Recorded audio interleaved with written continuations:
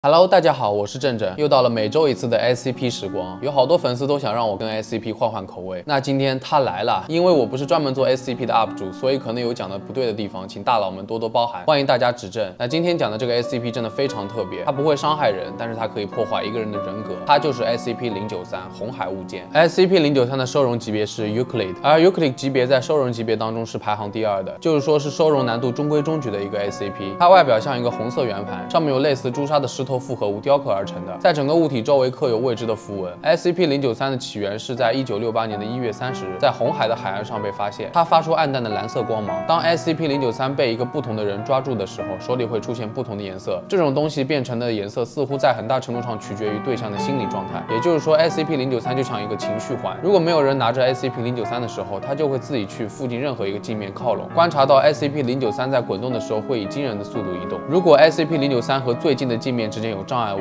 它则会冲过障碍物继续快速前进，当接触镜面的时候才会停止。尽管撞击的速度极快，但不会对它自己或者镜子造成任何损害。SCP-093靠近镜面其实是因为可以用它作为进入另外一个维度的入口，拿着093就可以进入镜子中的平行世界。对 SCP-093的镜面测试是按照颜色来分的，在蓝色的测试中，受试者是一位34岁、身体强壮的男性，他的背景显示为犯谋杀以及未遂自杀罪。受试者手持 SCP-093 打开了通往平行世界的大门，进入地堡后，受试者就抱怨有恶臭的气味，地堡内部被一种可怕的物质覆盖着，里面的门被锁卡住了。这是一种古老的地堡，失传很久的样子，里面有许多以前的人类居住的痕迹，还有很多可疑的东西。在某个房间里有一张临时的婴儿床，一个木箱里装着打开的盒子，里面似乎是食品，而另外一个箱子里有一个看似已经变干的空水壶。婴儿床旁边放着一本书，没有字，也没有任何标题或者识别的标记。当受试者接近这本书的时候，会发出刺耳的尖锐的声音，就像是在磨金属。持续了几秒钟后，房间门自己关上了。受试者在门缝当中还隐约的看到一张脸。经过一番探索之后，受试者抱怨臭味越来越重，于是基金会决定命令受试者返回基地，不然受试者的绳索被拉紧了。他转过身看到37个奇怪的人站在那里，而且还有一个巨大的类人生物，只有上半身。这是对 SCP-093 镜子内世界的第一次探索。让我们看看另外的测试，或许会发现许多相似的特征。这些测试为研究这个世界古老而被遗忘的历史提供了线索。